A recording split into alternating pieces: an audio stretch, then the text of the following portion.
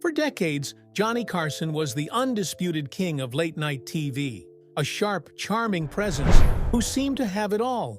But after stepping away from the spotlight, something strange happened. He disappeared.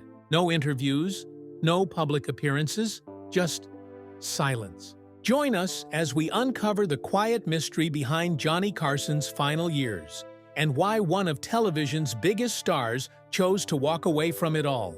Early life and personality.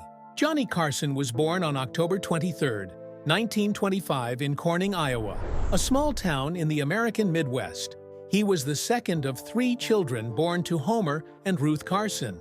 His father worked for a power company, which meant the family had to move around a bit during Johnny's early years. After a few relocations, the Carsons finally settled in Norfolk, Nebraska, where Johnny would spend most of his childhood. Norfolk was a quiet, conservative town, and life there was simple and routine. Carson later described it as a place that gave him a solid sense of normalcy, even if it didn't always feel exciting. As a boy, Johnny was quiet and kept to himself. He wasn't the type of child who ran around making friends easily or spoke up in class. People often described him as shy. Even at a young age, he showed signs of being more comfortable watching and thinking than talking or engaging with others. He was happiest when he was alone in his room or lost in his own imagination. At the age of 12, Carson discovered magic, and it changed his life.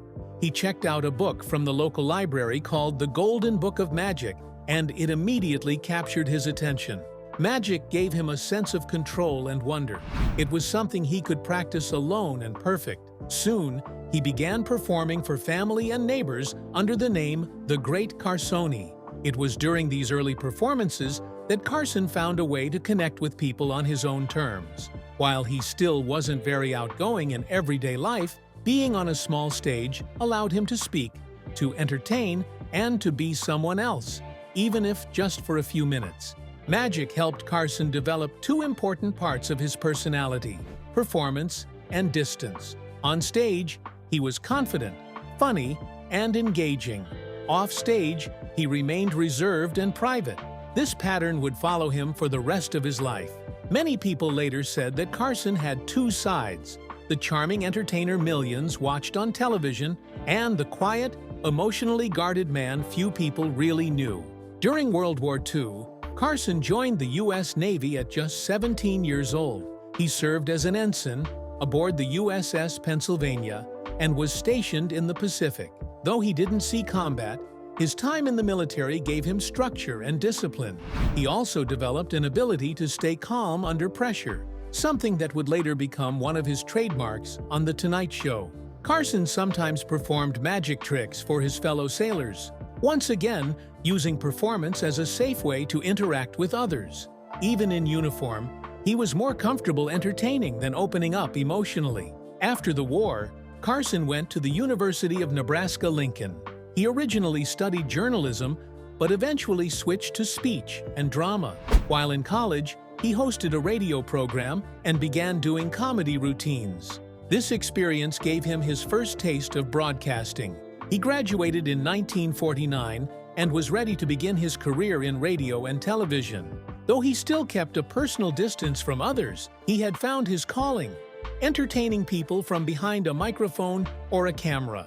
One of the most significant influences on Carson's emotional personality was his relationship with his mother, Ruth. Many who knew him said that Ruth was cold and critical, often withholding affection. Carson reportedly spent much of his life trying to win her approval, but he never felt like he succeeded. He once said, "She never said I love you."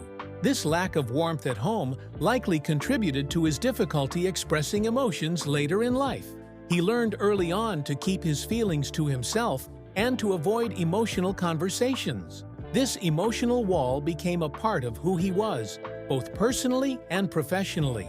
Those who worked with Carson noticed the contrast between the man on stage and the man in private.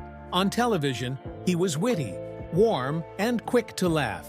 He made guests feel comfortable and knew how to work a crowd. Off camera, he often avoided small talk and was known to walk away from conversations without warning. Some colleagues said he could be charming in one moment and distant the next. He didn't like being vulnerable, and he rarely let people get too close. The creation of an American icon. After finishing college at the University of Nebraska in 1949, Johnny Carson was ready to begin his career in broadcasting. He started out small, like most people in the industry did at the time. His first real job was at WOW Radio and Television in Omaha, Nebraska. There, he hosted a morning show and worked on writing and performing comedy routines. Even in these early years, Carson showed a strong sense of timing and humor that made him stand out. He had a sharp mind and a calm presence on air that people liked right away. Carson didn't stay in Nebraska for long. In the early 1950s, he moved to Los Angeles to try his luck in television. His big break came when he began working as a comedy writer for Red Skelton, a popular TV comedian. When Skelton was injured just before a show, Carson stepped in to perform. His performance was well received, and it caught the attention of people in the industry. This led to more hosting opportunities, including a game show called Earn Your Vacation, and later, Who Do You Trust?, a daytime show where Carson's skill with live audiences really began to shine. It was on Who Do You Trust? That Carson developed many of the traits that would later make him famous. He had a relaxed, natural way of speaking to guests. He listened closely, made quick jokes, and seemed truly interested in the people he talked to. He also had a clever sense of humor that felt smart, but never mean. People at home felt like he was talking directly to them. His easy charm made viewers feel comfortable, and they began to trust him.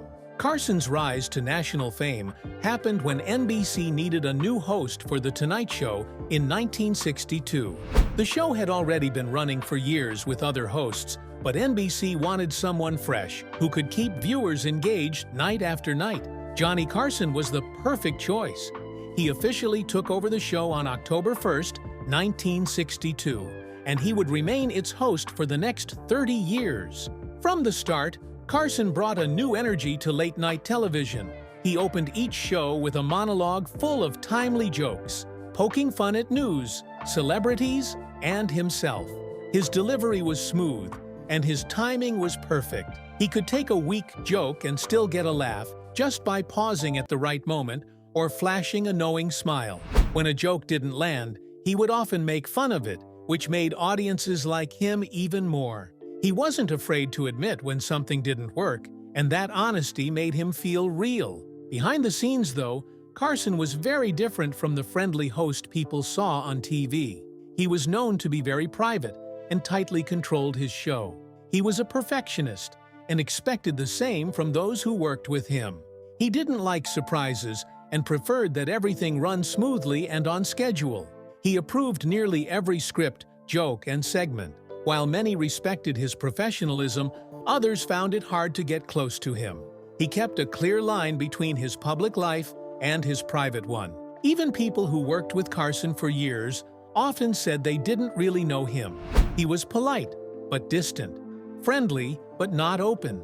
He didn't like to share personal details or emotions. Writers and producers knew to keep their conversations with him short and focused on work. Some who got too close found themselves pushed away without warning.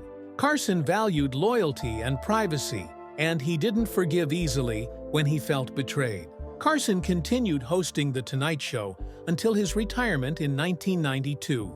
By the time he left, he had become one of the most beloved and respected figures in American entertainment. His final show drew around 50 million viewers, a clear sign of just how deeply he had connected with audiences over the years. But even on that final night, Carson remained emotionally reserved. He thanked his staff and his viewers, smiled softly, and said goodbye. Not with tears, but with grace and calm. His time as host had made him a household name, but behind that success was a man who had kept most of himself hidden, even at the height of his fame. Next, we'll take a closer look at how Johnny's personal life was shaped by that same emotional distance. Carson's 4 marriages. Johnny Carson's first marriage was to Jody Merrill Wolcott in 1949, right after college. The two had met at the University of Nebraska. At first, Their relationship seemed promising. They started a family and had 3 sons, Christopher, Richard, and Corey. But even early in their marriage, problems began to show. Carson was working hard to make a name for himself in the radio and television world, and his long hours took a toll. He was often away from home, focused on his career, and emotionally unavailable. He also had a reputation for being unfaithful. The marriage ended in 1963 after years of tension and distrust. Just a few months later, Carson married Joanne Copeland, his second wife. Their marriage lasted from 1963 to 1972. Joanne was a model and TV personality, and for a while, they appeared to be a glamorous couple. But behind the scenes, things were not easy. Joanne later described Carson as verbally abusive, especially when he had been drinking. She said he had a sharp tongue and a quick temper, and he often used words to hurt. Like his first marriage, this one suffered from emotional distance and repeated infidelities. Carson was still dedicating most of his energy to The Tonight Show, and Joanne often felt neglected. In 1972, Carson married his third wife, Joanna Holland. This relationship lasted longer, 13 years, but the same problems returned. Carson continued to struggle with commitment and intimacy. Friends said he often pulled away from his wife emotionally, even when things seemed to be going well. He didn't like talking about feelings and avoided serious conversations. In 1983, without warning, Joanna filed for divorce. Carson was surprised, but he didn't try to stop it. The divorce was settled quietly, and he moved on. Carson's fourth and final marriage was to Alexis Moss, a former stock brokerage employee. They married in 1987 and stayed together until his death in 2005. By this time, Carson was slowing down professionally and spending more time at home. Alexis lived a very private life and stayed out of the spotlight. Some say this was the most peaceful relationship of his life. But even in this marriage, Carson kept to himself. He had learned to live with emotional distance, and by then, it had become part of who he was. In interviews, Carson admitted that he wasn't good at relationships. He once said, "I gave more of myself to my show than to any relationship." His work came first, always. It wasn't that he didn't care about the people in his life. It was that he didn't know how to show it. He preferred control, routine, and quiet. Relationships were messy, and he didn't like things he couldn't manage easily. Over time, this need for control pushed people away and left him more and more alone. Strained bonds and loss. While Carson's marriages were difficult, his role as a father was even more complicated. He had 3 sons with his first wife, Christopher, Rick, and Corey. From the start, he had trouble connecting with them. He was often away, either filming his show or traveling. When he was home, he didn't know how to talk to his sons about emotions or personal issues. His relationship with them was described as distant, even cold at times. Among the 3 boys, Rick Carson had the most troubled life. He struggled with mental health issues for many years, including bouts of depression and drug use. Carson rarely spoke publicly about Rick's condition, but those close to the family said the relationship was full of missed opportunities. Rick reportedly felt abandoned by his father, while Carson didn't know how to help him. The emotional gap between them remained until the very end. In 1991, Rick died in a car accident at the age of 39. He had been driving down a steep road when his car went off a cliff. Carson was devastated by the news. Even though they hadn't been close, the loss hit him hard. It brought back years of guilt and regret, things he had never dealt with. Friends said he became even more withdrawn after Rick's death. He didn't talk about it much, not even with his other sons or close friends. He chose to grieve in silence, as he had done with most emotional events in his life. This private mourning marked a turning point. After Rick's death, Carson became noticeably quieter and more reclusive. His energy seemed to fade, and he began spending more time alone. While he continued to work for a short time after the tragedy, he was never quite the same. The loss forced him to confront the reality of how disconnected he had been from his own family. He had missed out on so much, and there was no way to go back. In the years that followed, Carson rarely mentioned Rick in interviews or public appearances. He didn't use his platform to speak about mental health or grief. Instead, he pulled back even more from the public eye. By the time he retired from The Tonight Show in 1992, he was already living a life of limited connection. His family relationships had frayed, and there were few people left who really knew him well. The isolation he had long preferred now became permanent. Carson's failures in personal relationships weren't just a part of his story. They helped shape the lonely life he lived in his final years. The emotional walls he built to protect himself ended up cutting him off from the very people who might have brought him comfort. His charm, success, and fame had taken him far, but they couldn't fix what had been broken at home. Next, we'll look at how Carson's private battles with alcohol, anger, and long-held grudges pushed him even further into isolation. Alcohol and anger. Johnny Carson appeared calm and charming on television. Night after night, he made people laugh and smile. But away from the camera, Carson had serious personal struggles. He battled alcoholism, had a temper that scared people, and held grudges that lasted for years. Fame brought him success, but it also gave him the power to push people away, and he used that power often. Many of the problems in his private life came from these deeper issues that few people ever saw. Carson's drinking was no secret to those who worked with him or knew him personally. While he rarely drank on the job, his off-screen behavior was often fueled by alcohol. Those close to him said he used drinking as a way to cope with stress, avoid emotional conversations, and escape from his feelings. But when he drank too much, it sometimes brought out a darker side of his personality. People described Carson's temper as sudden and harsh. He could be calm one moment and then explode in anger the next. These mood swings became worse when alcohol was involved. He didn't usually show this side in public, but in private, it was a different story. His second wife, Joanne Copeland, spoke openly after their divorce about how unpredictable he could be. She said he often yelled and used cruel words, especially when he had been drinking. She also said that he used sarcasm and sharp insults to cut people down, even those he cared about. There are stories from behind the scenes at The Tonight Show that match what Carson's wives and friends said. Some writers and producers talked about how he would suddenly stop speaking to someone over a disagreement, even a small one. Others described moments where he would storm out of meetings or lash out over a joke that didn't go the way he wanted.